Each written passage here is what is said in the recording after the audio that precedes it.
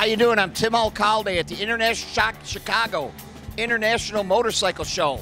They did a great job setting this up for us today.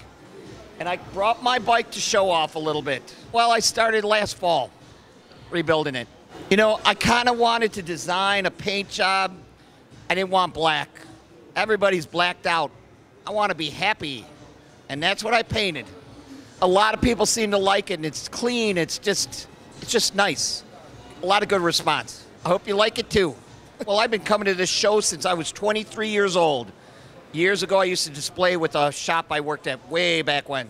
Well, one thing I did here is I modified and molded in the upper fairing, so it's all one piece. These are modified stock Harley lowers with fog lights, and then I fiberglassed so 8-inch speakers would fit. And then Fornorelli Motorsports did the motor work for me and got this thing up to 115 horsepower. It flies. And then I did the paintwork. Thank you, International Motorcycle Show. We'll see you next year with some more creations.